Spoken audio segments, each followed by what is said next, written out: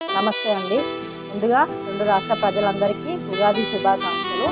ఇది అనగానే మనకు గుర్తొచ్చేది షడ్రుచులతో కలిసిన ఉగాది పచ్చడి అండి. ఈ ఉగాది పచ్చడి ఎందుకు చేసుకుంటాము, ఏ విధంగా చేసుకుంటాము అనేది చూద్దాము. రోజు కొత్త క్యాలెండర్ మారబోతుందండి. అందుకే మన జీవితాలు కూడా ఈ సంవత్సరంలో అన్ని కొత్తగా మారాలని అనుకుంటాము అందరము. అందుకే ఈ షడ్రుచులు అనేది తీపి, చేదు, కారం, వగరు మన జీవితంలో ఏ విధంగా మనం ఎదుర్కొంటామో అదే విధంగా షడ్రుచులతో కలిసిన ఉగాది పచ్చడి అండి. ముందుగా ఉగాది పచ్చడికి మనము కుండ ఒకటి తీసుకోవాలి.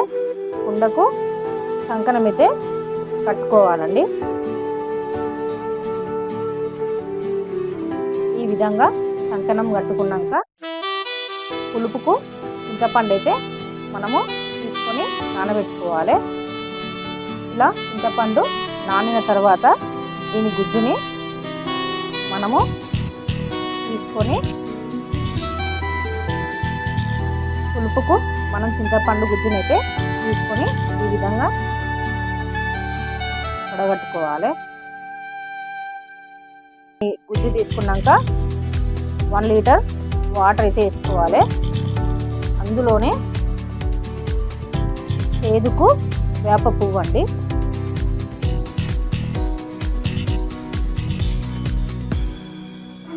ఒగరుకు మామిడికాయ ముక్కలు,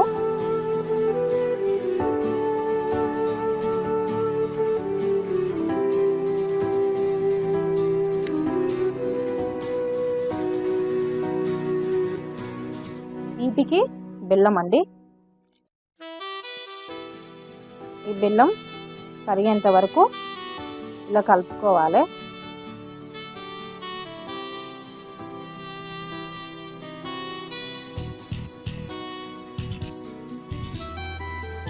ఘాటు కోసం కారం,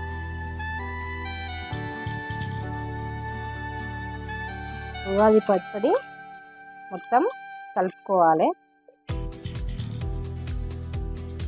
ఇదండి మన ఉగాది పచ్చడి.